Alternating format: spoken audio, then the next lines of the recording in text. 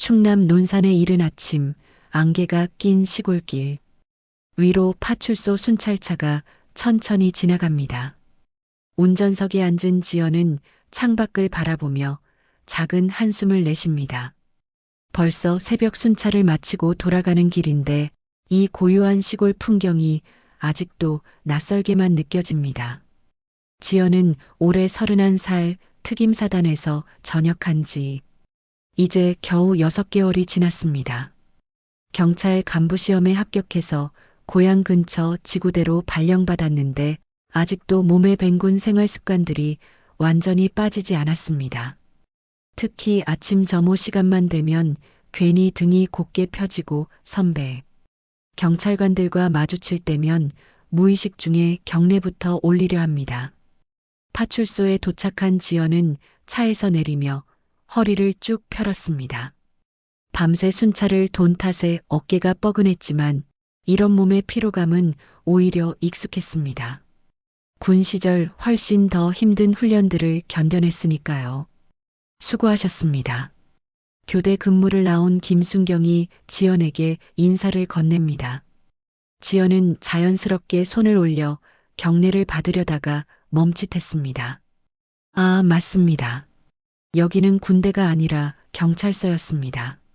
아, 네. 수고하세요. 지연은 어색하게 웃으며 손을 내렸습니다. 김순경은 그런 지연의 모습을 보며 씁쓸하게 웃었습니다. 다들 지연이 군 출신이라는 걸 알고 있었거든요. 지연의 아버지는 작년에 돌아가셨습니다. 평생 농사만 지으며 살아온 분이었는데 지연이 군대에 간다고 했을 때도 별말 없이 등을 토닥여 주셨습니다. 어머니는 아직 건강하시지만 요즘 경로당에서 시간을 보내시는 일이 많아졌습니다. 혼자 집에 계시기 외로우실까봐 지연이 걱정하지만 어머니는 늘 내가 하고 싶은 일 하거라고만 말씀하십니다. 동네 주민들은 지연을 무척 좋아합니다. 여군 출신이라 겁도 없고 사내보다 낫다며 동네에 무슨 일만 생기면 지연부터 찾았습니다. 실제로 지연은 말수는 적지만 불의를 보면 절대 그냥 넘어가지 못하는 성격이었습니다. 군 시절에도 그랬고 지금도 마찬가지입니다. 오늘도 어김없이 장터 순찰을 나간 지연은 평소와 다름없는 하루를 보낼 생각이었습니다. 그런데 점심때쯤 되어서 장터 인근 도로를 지나가던 중 갑자기 뒤에서 요란한 엔진 소리가 들려왔습니다. 백미러를 통해 보니 검은색 고급 승용차 한 대가 무서운 속도로 달려오고 있었습니다. 지연은 즉시 차를 도로 옆으로 비켜섰습니다. 그런데 그 차는 속도를 줄이기는커녕 오히려 더 빨라지면서 중앙선까지 넘나들며 달려갔습니다. 지연은 차종을 확인했습니다. 벤틀리였습니다. 이런 시골에서 보기 힘든 외제차였는데 무엇보다 운전 방식이 너무 위험했습니다. 지연은 망설이지 않고 사이렌을 켰습니다. 그리고 그 검은 벤틀리를 추격하기 시작했습니다. 벤틀리는 처음에 멈출 기세를 전혀 보이지 않았지만 지연이 계속 따라붙자 결국 길가에 차를 세웠습니다. 지연은 순찰차에서 내려 벤틀리 쪽으로 걸어갔습니다. 차 안에서는 시끄러운 음악이 흘러나오고 있었고 무언가 이상한 냄새도 났습니다. 지연은 창문을 똑똑 두드렸습니다. 창문이 천천히 내려가면서 젊은 남자의 얼굴이 드러났습니다. 20살 중반쯤 되어 보이는 남자였는데 얼굴이 상당히 붓고 눈이 충혈되어 있었습니다. 그리고 무엇보다 차 안에서 풍기는 술 냄새가 진동했습니다. 운전 중 음주 맞으시죠? 측정 부탁드립니다. 지연은 차분하게 말했습니다. 하지만 남자는 지연을 위아래로 훑어보더니 비웃는 듯한 표정을 지었습니다. 뭐야, 여자 경찰이네. 남자가 시비조로 말했습니다. 아가씨, 여기가 어디인지 알고 그러는 거야? 지연은 표정을 바꾸지 않았습니다. 군 시절 이런 상황은 수없이 겪어봤거든요. 신분증과 운전면허증 제시해 주시고 음주 측정에 응해 주세요. 그러자 남자는 완전히 화가 난 듯 차에서 내렸습니다. 키가 꽤 큰 편이었는데 지연보다 한 뼘 정도는 더 커 보였습니다. 하지만 지연은 전혀 위축되지 않았습니다. 야, 누군지 모르나 본데 말이야. 남자가 지연 앞으로 다가오며 말했습니다. 내 아버지가 누군지 알아? 민태수라고, 태수그룹 회장이야. 알겠어? 지연은 그 이름을 들어본 적이 있었습니다. 전국적으로 유명한 대기업 총수 중 한 명이었죠. 하지만 그것이 지금 상황과 무슨 관련이 있는지 이해할 수 없었습니다. 그쪽 아버지가 누구든 상관없습니다. 지연이 단호하게 말했습니다. 지금 음주운전 의혹이 있으니까 측정에 응해주세요. 그쪽 아버지가 국방부 장관이어도 저는 오늘 당신을 음주로 입건할 겁니다. 민도윤이라고 자신을 소개한 남자는 코웃음을 쳤습니다. 경찰이면 다야? 아가씨, 세상이 어떻게 돌아가는지 모르나 봐? 지연은 더 이상 대화할 필요를 느끼지 않았습니다. 음주 측정기를 꺼내서 민도윤 앞에 내밀었습니다. 마지막으로 말씀드립니다. 측정에 응하지 않으시면 즉시 체포합니다. 체포? 민도윤이 크게 웃었습니다.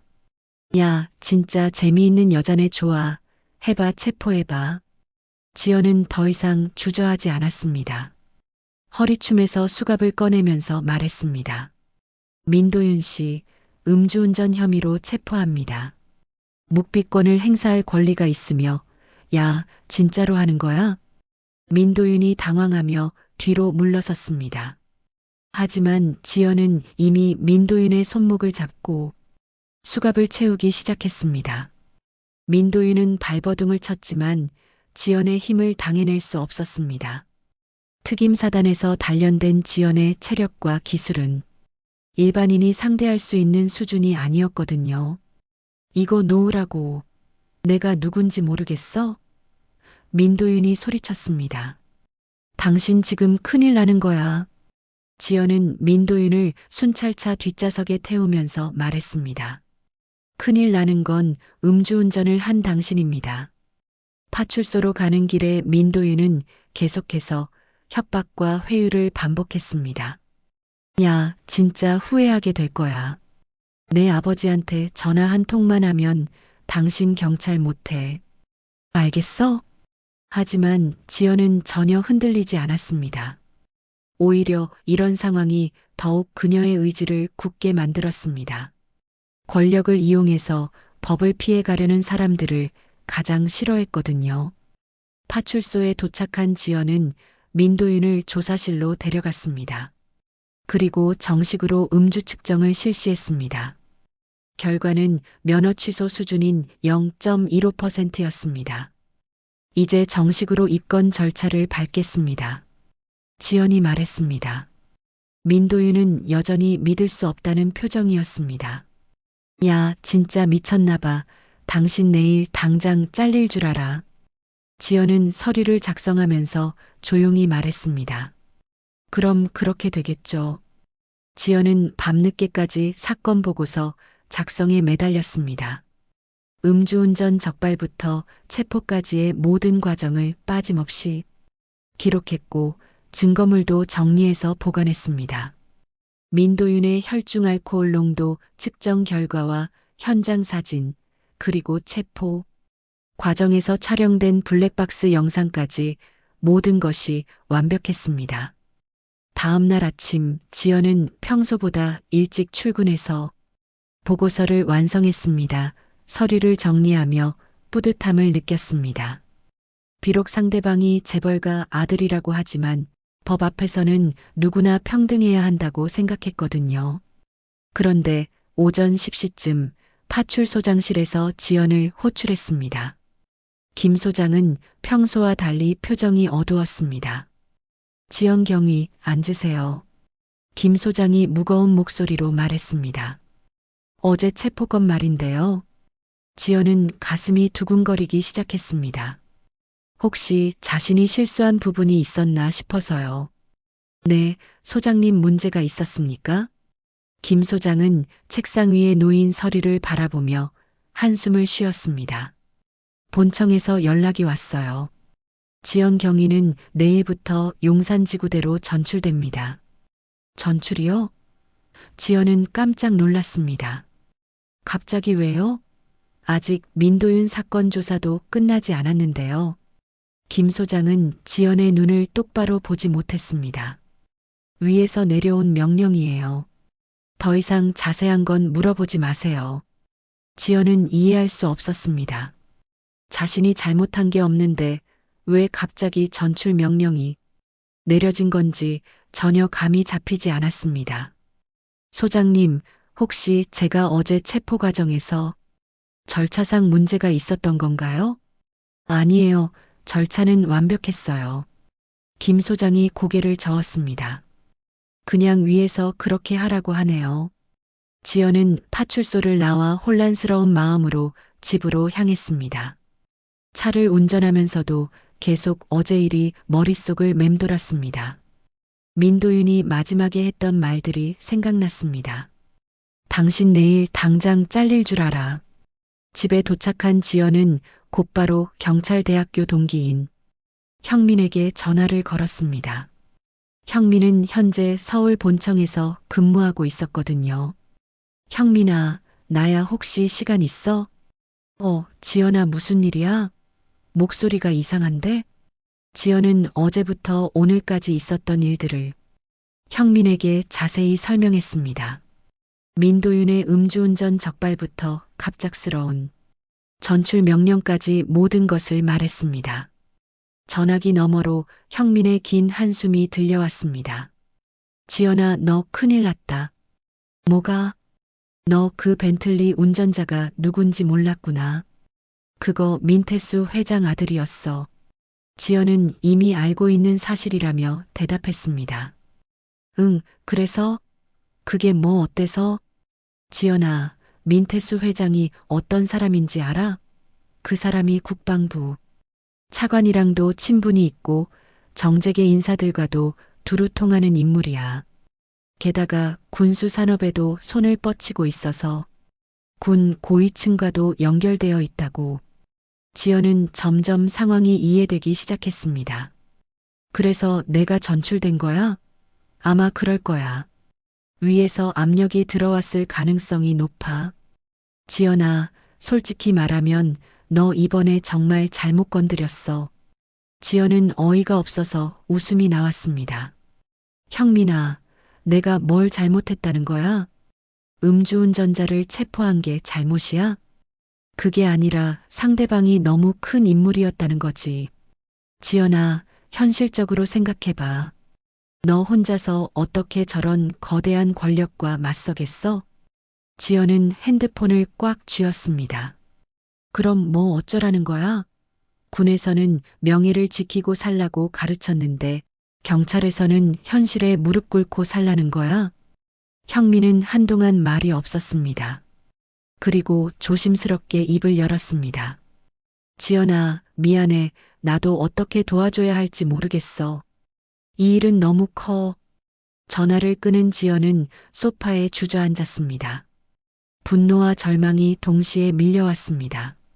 자신이 옳은 일을 했다고 생각했는데 결국 권력 앞에서는 아무것도 할 수 없다는 현실이 너무 무거웠습니다.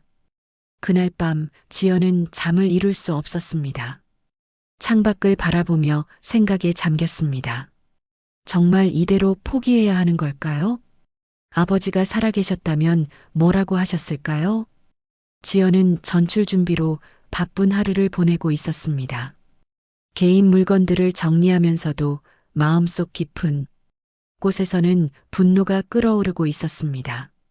이렇게 억울하게 밀려나는 것이 정말 옳은 일인지 계속 자문하고 있었거든요. 그런데 오후 3시쯤 지연의 휴대폰이 울렸습니다. 모르는 번호였지만 지연은 전화를 받았습니다. 여보세요? 지연 경위인가요? 나이 든 남자의 목소리였습니다. 저는 백승만입니다. 예비역 대령이고요. 지연은 깜짝 놀랐습니다. 백승만이라는 이름을 들어본 적이 있었거든요. 아버지가 생전에 자주 언급하셨던 분이었습니다. 혹시 저희 아버지와 아시는 분이신가요? 그렇습니다. 김철수 씨와 저는 군 생활을 함께 했던 동기였어요. 지연 양이 어떤 일을 겪고 있는지 들었습니다. 지연은 가슴이 두근거렸습니다. 어떻게 알고 계신지. 군에도 귀가 있고 눈이 있거든요. 어제 민도윤 체포 사건, 그리고 오늘 갑작스러운 전출 명령까지 모든 걸 알고 있어요. 백승만의 목소리에는 묘한 확신이 담겨 있었습니다. 지연 양, 혹시 시간 되면 만날 수 있을까요? 아버님 산소 근처 카페에서요. 지연은 망설였습니다. 지금 상황에서 누군가를 만난다는 것이 좋은 선택일지 확신이 서지 않았거든요. 하지만 아버지의 동기라는 말에 거절할 수가 없었습니다. 알겠습니다. 1시간 후에 뵙겠습니다. 카페에서 만난 백승만은 60대 중반의 단정한 외모를 가진 분이었습니다. 군인 특유의 꼿꼿한 자세와 날카로운 눈빛이 인상적이었습니다. 지연 양, 아버님을 많이 닮았네요. 백승만이 따뜻하게 미소 지었습니다. 철수가 딸 자랑을 정말 많이 했거든요. 특임사단에서 우수한 성적으로 복무했다고. 지연은 아버지 이야기가 나오자 눈시울이 붉어졌습니다. 아버지께서 백 대령님 이야기도 많이 해주셨어요. 지연 양이 어제 한 일 정말 옳은 일이었습니다. 백승만이 진지하게 말했습니다. 하지만 상대방이 너무 큰 권력을 가진 사람이었어요. 지연은 고개를 숙였습니다. 결국 제가 진 거죠. 아무것도 할 수 없었어요. 아닙니다. 백승만이 단호하게 말했습니다. 아직 끝나지 않았어요. 백승만은 가방에서 봉투 하나를 꺼내 지연에게 건넸습니다. 이걸 보세요. 지연이 봉투를 열어보니 여러 장의 서류와 USB가 들어 있었습니다. 서류들을 자세히 보니 군 내부 통화 기록과 민태수 회장이 군 고위 장성들에게 전화를 건 녹취록의 일부였습니다. 이게 뭔가요? 지연이 놀라며 물었습니다. 민태수 회장이 아들 사건을 무마시키기 위해 군 고위층에 압력을 넣은 증거들입니다. 백승만이 설명했습니다. 그리고 그 압력이 경찰 조직으로까지 전달된 과정도 있어요. 지연은 믿을 수 없다는 표정으로 서류들을 들여다봤습니다. 정말로 민태수 회장과 군 간부들 사이에 통화 내용이 적혀 있었고 지연의 전출에 관한 내용까지 포함되어 있었습니다. 이걸 어떻게 구하신 거예요? 군에도 양심적인 사람들이 있어요. 모든 군인이 권력에 굴복하는 건 아니거든요. 백승만이 의미심장하게 말했습니다. 지연 양, 이제 선택해야 합니다. 선택이요? 이 증거들을 가지고 정의를 세울 것인지 아니면 그냥 조용히 넘어갈 것인지 말입니다. 백승만이 지연의 눈을 똑바로 바라봤습니다. 물론 쉬운 길은 아닐 겁니다. 더 큰 위험에 노출될 수도 있어요. 지연은 서류들을 다시 한번 살펴봤습니다. 이것들이 진짜라면 정말 큰 사건이 될 수 있었습니다. 하지만 동시에 자신이 더 큰 위험에 빠질 수도 있다는 것도 알았습니다. 백 대령님은 왜 저를 도와주시는 거예요? 백승만이 잠시 멀리 바라보다가 입을 열었습니다. 철수 아버님이 돌아가시기 전에 저에게 부탁하셨어요. 딸이 혹시 어려운 일을 당하면 도와달라고요. 지연의 가슴이 뭉클해졌습니다. 아버지가 돌아가시기 전까지도 자신을 걱정해 주셨다는 사실이 감동적이었습니다. 지연 양, 이거는 내 손으로 정의를 세워보라는 아버님의 마지막 선물일 수도 있어요. 백승만이 조용히 말했습니다. 넌 지금 군인도 경찰도 아닌 그냥 사람의 편에 서 있는 거예요. 지연은 마음속으로 결심을 굳혔습니다. 언론에 제보하겠습니다. 백승만과 헤어진 지연은 집으로 돌아와 밤늦도록 받은 자료들을 꼼꼼히 검토했습니다. 군 내부 통화 기록을 보니 민태수 회장이 직접 국방부 차관에게 전화를 걸어 압력을 넣은 정황이 뚜렷했습니다. 그리고 그 압력이 경찰청으로 전달되어 결국 자신의 전출까지 이어진 과정이 적나라하게 드러나 있었습니다. 지연은 손이 떨렸습니다. 이 정도 규모의 비리라면 단순한 음주운전 사건이 아니라 국정농단 수준의 큰 사건이 될 수 있었거든요. 하지만 동시에 두려움도 밀려왔습니다. 이런 거대한 권력과 맞서는 것이 과연 옳은 선택일까요? 다음 날 아침 지연은 결심을 굳히고 언론사에 연락하기로 했습니다. 그런데 휴대폰을 들려는 순간 창밖으로 이상한 광경이 보였습니다. 집 앞길 건너편에 검은색 승합차 한 대가 서 있었는데 어제는 없던 차였습니다. 지연은 조심스럽게 커튼 사이로 내다봤습니다. 승합차 안에 사람들이 앉아 있는 것 같았지만 선팅 때문에 정확히 확인할 수는 없었습니다. 하지만 분명히 자신을 감시하고 있다는 직감이 들었습니다. 지연은 뒷문으로 나가 골목길을 돌아서 형민에게 전화를 걸었습니다. 그런데 형민의 휴대폰이 꺼져 있었습니다. 이상했습니다. 형민은 평소에 휴대폰을 꺼놓는 사람이 아니었거든요. 불안감이 커진 지연은 다른 동기들에게도 연락해봤지만 모두 받지 않았습니다. 마치 누군가가 미리 입단속을 한 것 같았습니다.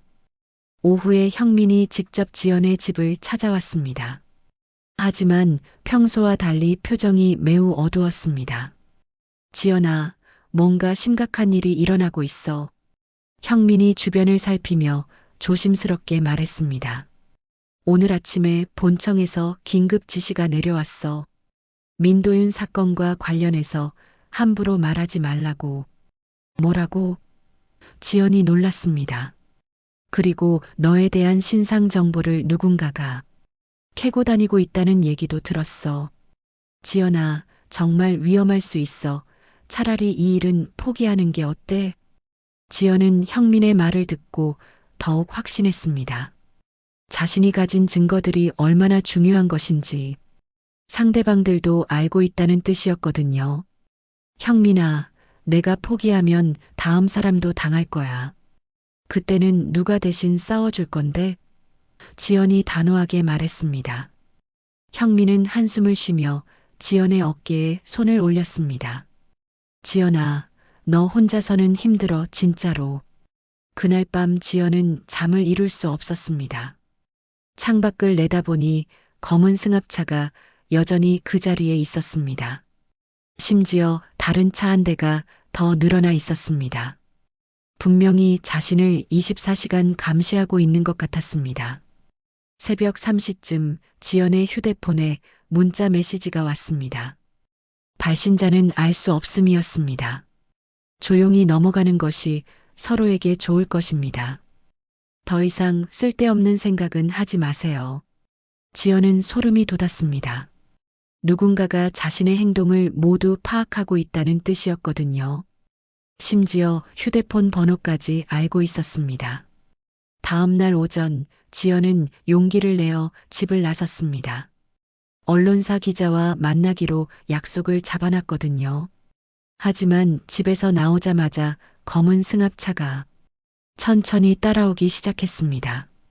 지연은 일부러 복잡한 길로 돌아다니며 미행을 따돌리려 했지만 쉽지 않았습니다. 상대방들이 여러 대의 차량으로 조직적으로 감시하고 있는 것 같았거든요. 약속 장소인 카페에 도착했지만 기자는 나타나지 않았습니다. 30분을 기다려도 연락이 없었습니다.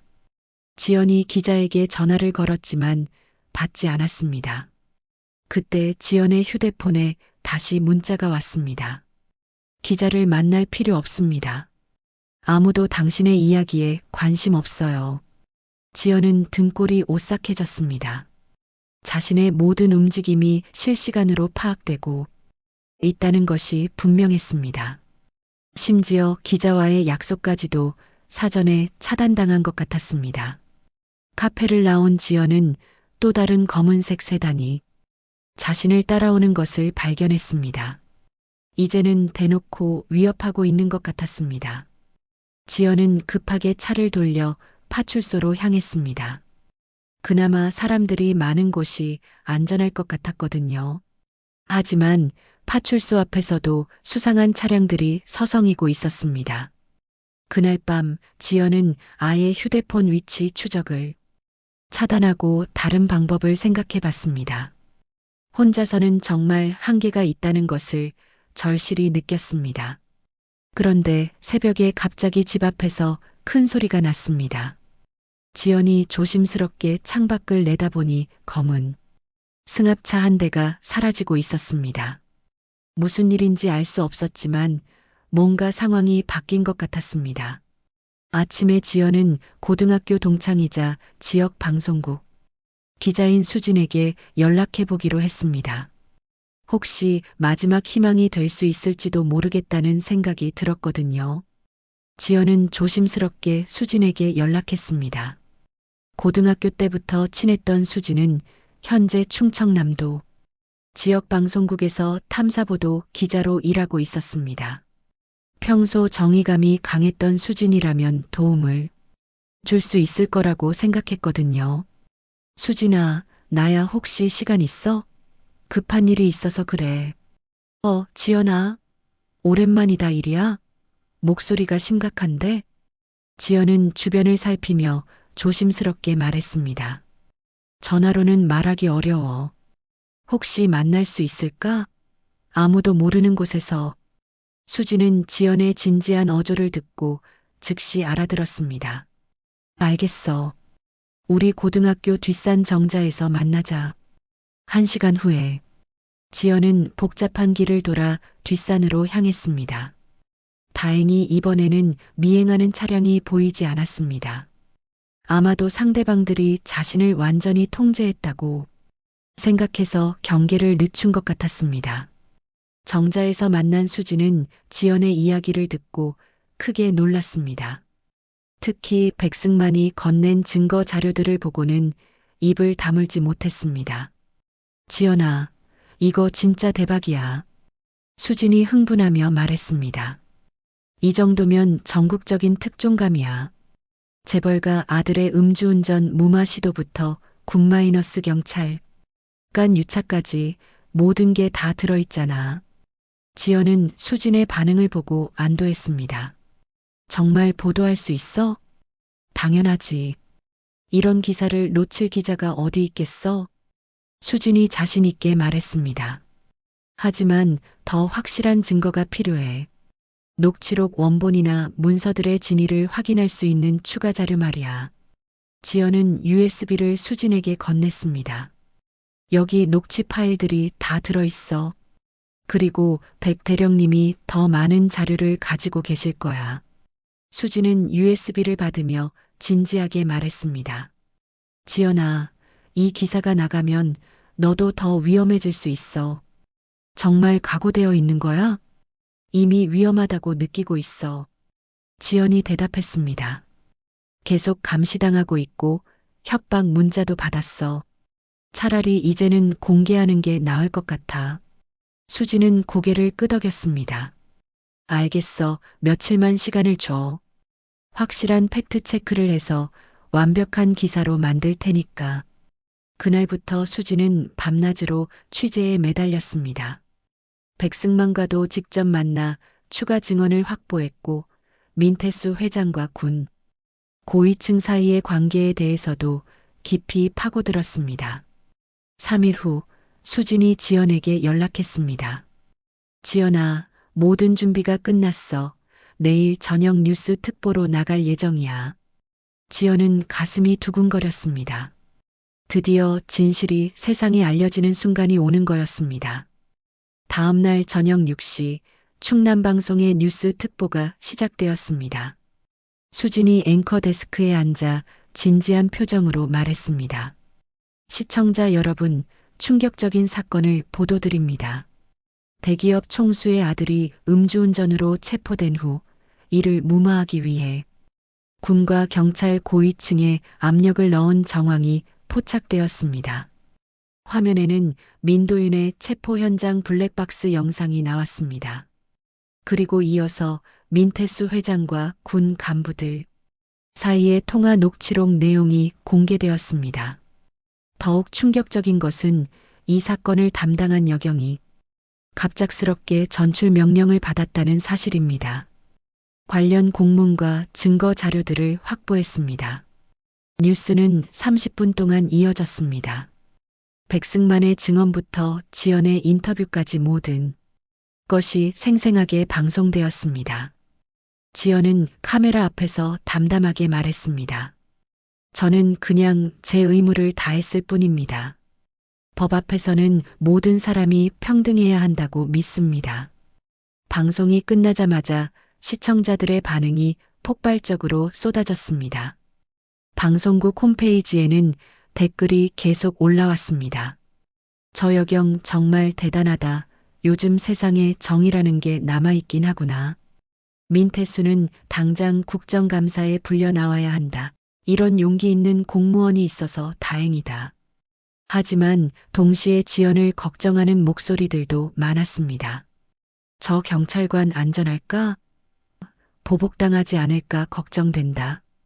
뉴스가 방송된 지 1시간 만에 온라인, 커뮤니티와 소셜미디어로 확산되었습니다. 해시태그 정의로운 여경, 민태수 게이트가 실시간 검색어 상위권에 올랐습니다. 그날 밤 지연의 집 앞에 있던 검은 승합차들이 모두 사라졌습니다. 아마도 이제 공개적으로 감시할 수 없게 된 것 같았습니다.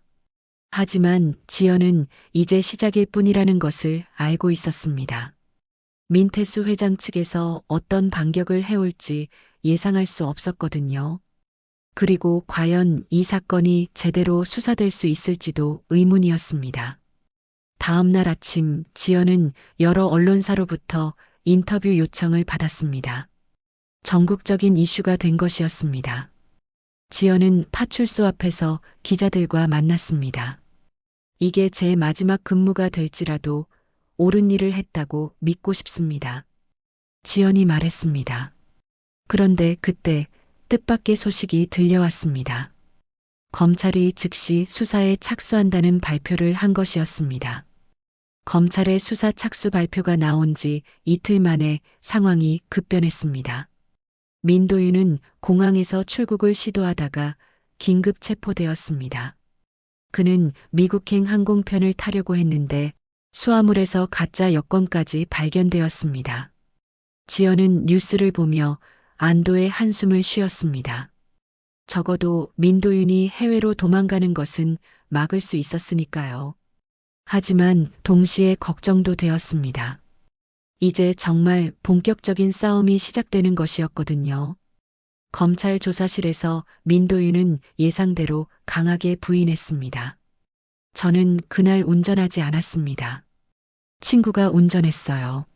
하지만 검사는 이미 모든 증거를 확보한 상태였습니다. 그럼 이 블랙박스 영상은 뭐죠? 여기 나오는 사람이 당신이 아니라는 겁니까?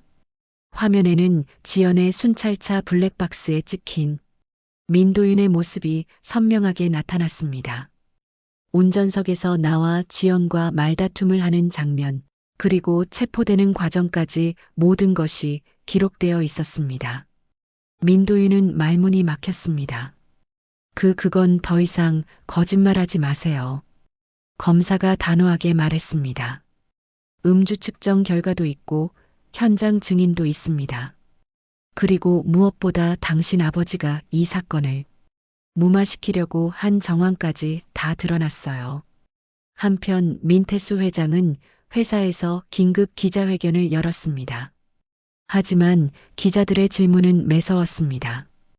회장님, 아드님의 음주운전 사건을 무마하기 위해 군 고위층에 압력을 넣으신 게 사실입니까? 그런 일은 없었습니다. 민태수 회장이 부인했습니다. 그럼 이 녹취록은 가짜라는 말씀인가요? 기자가 추궁했습니다. 민태수 회장은 당황하며 답변을 회피했습니다. 그건 확인해봐야. 회견장은 점점 혼란스러워졌습니다. 기자들의 질문은 계속 이어졌고 민태수 회장은 제대로 된 답변을 하지 못했습니다. 그날 밤 지연은 수진으로부터 전화를 받았습니다. 지연아, 큰일 났어. 민도윤이 검찰에서 또 다른 폭탄 발언을 했다고 해. 무슨 말이야? 자기 아버지가 이런 일을 여러 번 해왔다는 거야. 다른 사건들도 돈과 권력으로 무마시켰다고 실토했다는데? 지연은 깜짝 놀랐습니다. 이 사건이 단순히 음주운전 무마 시도로 끝나는 게 아니라 더 큰 비리의 빙산의 일각일 수도 있다는 뜻이었거든요. 그럼 추가 수사가 들어가겠네? 당연하지. 검찰에서 특별수사팀을 구성한다고 발표했어. 민태수 회장의 과거 의혹 사건들을 모두 재조사할 예정이래. 다음 날 국회에서도 움직임이 있었습니다. 야당 의원들이 민태수 회장 국정감사 증인 출석을 요구했고 여당에서도 이를 받아들인다는 입장을 밝혔습니다. 지연은 파출소에서 이 모든 상황을 지켜보며 복잡한 심정이었습니다. 자신이 시작한 일이 이렇게 큰 파장을 일으킬 줄은 몰랐거든요. 그런데 그날 오후 뜻밖의 방문자가 파출소를 찾아왔습니다. 민태수 회장이었습니다. 지연은 깜짝 놀랐습니다. 지연 경위와 잠깐 이야기하고 싶습니다. 민태수 회장이 정중하게 말했습니다. 김 소장은 당황했지만 거절할 수 없었습니다. 지연과 민태수 회장은 조사실에서 마주 앉았습니다. 저는 사과하러 왔습니다. 민태수 회장이 고개를 숙였습니다. 제가 잘못했습니다. 지연은 의외의 반응에 놀랐습니다. 설마 이렇게 쉽게 사과할 줄은 몰랐거든요. 하지만 경위님도 이해해 주세요. 부모 마음이라는 게. 민태수 회장이 말을 이었습니다. 회장님, 지연이 단호하게 말했습니다. 부모 마음은 이해합니다. 하지만 그것이 법을 어겨도 되는 이유는 되지 않아요. 민태수 회장은 잠시 말이 없었습니다. 그리고 조용히 말했습니다. 제가 아들을 잘못 키운 것 같습니다. 지금이라도 올바른 길로 가시면 됩니다. 지연이 대답했습니다. 민태수 회장은 자리에서 일어나며 마지막으로 말했습니다. 경위님 같은 분이 있어서 이 나라가 아직 희망이 있는 것 같습니다. 그날 저녁 민태수 회장은 긴급 기자회견을 열었습니다. 이번에는 완전히 다른 모습이었습니다. 국민 여러분께 사과드립니다. 민태수 회장이 90도로 고개를 숙였습니다. 제가 아들의 잘못을 감싸려고 부적절한 행동을 했습니다. 기자회견장은 조용해졌습니다. 모든 사람들이 예상하지 못한 상황이었거든요. 저는 모든 책임을 지고 회장직에서 물러나겠습니다. 그리고 검찰 수사에 성실히 임하겠습니다. 민태수 회장의 목소리에는 진정성이 담겨 있었습니다. 마지막으로 민태수 회장이 카메라를 똑바로 바라봤습니다. 이 사건을 용기 있게 처리한 지연 경위에게 감사하다는 말씀을 드리고 싶습니다. 저 같은 사람 때문에 고생하셨을 텐데 끝까지 소신을 지켜주셔서 고맙습니다. 지연은 텔레비전을 보며 눈물이 났습니다. 복잡한 감정이었습니다. 분노, 안도, 그리고 묘한 만족감이 동시에 밀려왔습니다. 6개월이 흘렀습니다. 민태수 회장은 약속대로 모든 재산을 정리하고 사회에 환원한 후 조용한 곳으로 떠났습니다. 민도윤은 2년의 실형을 선고받고 복역 중이었습니다. 무엇보다 이 사건을 계기로 정부는 권력형 비리를 근절하기 위한 새로운 제도들을 도입했습니다. 지연은 예상했던 것과 달리 징계를 받지 않았습니다. 오히려 국민들의 뜨거운 성원과 언론의 지지 덕분에 모범 공무원으로 표창까지 받았습니다. 하지만 무엇보다 기뻤던 것은 자신의 소신을 끝까지 지켜낼 수 있었다는 사실이었습니다. 지연 경위님 축하드립니다. 김 소장이 웃으며 말했습니다. 드디어 발령 소식이 나왔어요. 지연은 궁금한 표정으로 물었습니다. 어디로 가게 되나요? 논산 경찰학교 교관으로 발령됐어요. 후배 경찰관들을 가르치는 자리죠. 지연은 깜짝 놀랐습니다. 서울 본청이나 다른 지구대로 가게 될 줄 알았는데 고향 근처에서 교관이 된다니 뜻밖이었습니다. 정말 좋은 자리예요. 김 소장이 설명했습니다. 요즘 젊은 경찰관들에게 올바른 가치관을 심어줄 수 있는 분이 필요하다고 하더군요. 지연 경위님이 딱 맞는 분이죠. 지연은 가슴이 뭉클했습니다. 이제 자신의 경험을 후배들에게 전해줄 수 있게 된 것이었습니다. 첫 출근 날 지연은 경찰학교 강의실에 서 있었습니다. 20대 초반의 신입 경찰관 교육생들이 가지런히 앉아 있었습니다.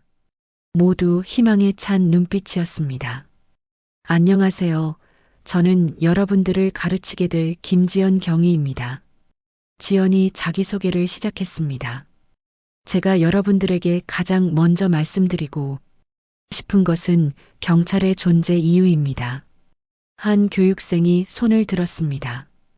경위님, 혹시 민도윤 사건의 그 김지연 경위님이신가요? 지연은 미소 지으며 고개를 끄덕였습니다. 네, 맞습니다.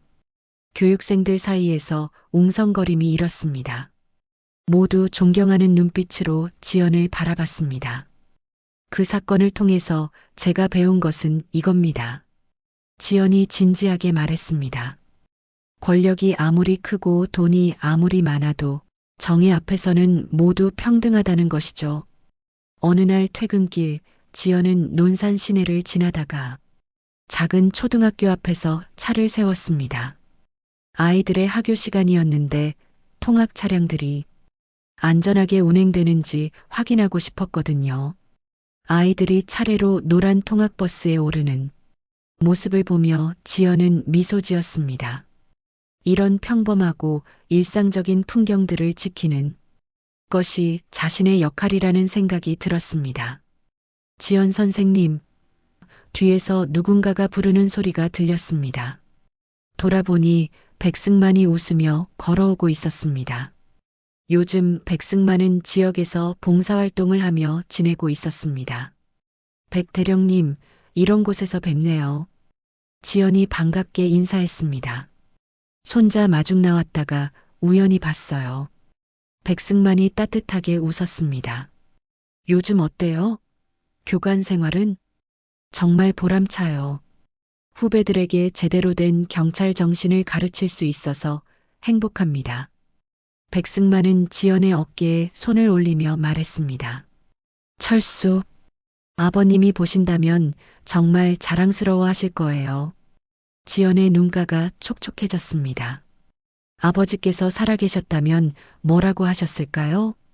내 딸이 정말 멋지게 컸구나라고 하셨을 거예요. 백승만이 확신에 찬 목소리로 말했습니다. 차에 오른 지연은 백미러를 통해 아이들이 안전하게 집으로 향하는 모습을 지켜봤습니다. 그리고 생각했습니다. 6개월 전 그 어려운 순간들이 모두 의미가 있었다고. 집으로 가는 길에 지연은 작은 꽃집에 들렀습니다. 아버지 산소에 올릴 꽃을 사기 위해서였습니다. 아버지께 그동안 있었던 일들을 모두 말씀드리고 싶었거든요. 산소 앞에서 지연은 조용히 말했습니다. 아버지, 딸이 옳은 일을 했어요. 힘들었지만 끝까지 포기하지 않았어요. 바람이 불어와 나뭇잎들이 살랑거렸습니다. 마치 아버지가 대답해 주시는 것 같았습니다. 이제는 후배들에게 아버지께서 가르쳐 주신 것들을 전해주고 있어요. 정의로운 경찰관이 되라고, 국민을 섬기는 공복이 되라고요. 하늘을 올려다보니 석양이 아름답게 물들어 있었습니다. 지연은 더 이상 슬프지도 분노하지도 않았습니다. 오직 평온함과 뿌듯함만이 가슴을 채우고 있었습니다. 교관으로서의 새로운 삶이 시작된 지 한 달 후, 지연은 교육생들과 함께 현장 실습을 나갔습니다. 바로 그 논산 시내 도로였습니다. 여러분, 이 길에서 6개월 전에 제가 인생을 바꾼 선택을 했습니다. 지연이 교육생들에게 말했습니다. 그때 배운 것은 이거예요. 경찰은 권력의 시녀가 아니라 국민의 보호자라는 것입니다. 한 교육생이 물었습니다. 선생님, 무서우셨을 것 같은데요? 지연은 웃으며 대답했습니다. 물론 무서웠어요. 하지만 더 무서운 건 옳은 일을 하지 않는 것이었어요. 그날 오후 지연은 파출소 옥상에 올라가 하늘을 바라봤습니다. 구름 한 점 없는 맑은 하늘이 펼쳐져 있었습니다. 이제야 경례 대신 웃어도 되겠네요. 지연이 혼잣말을 했습니다. 그리고 정말로 환하게 웃었습니다. 군인으로서 국가에 충성했고 경찰로서 정의를 실현했으며 이제는 교관으로서 올바른 가치를 전수하고 있었습니다. 지연의 이야기는 계속될 것입니다. 더 많은 후배들에게, 더 많은 사람들에게 용기와 희망을 전해주면서 말입니다.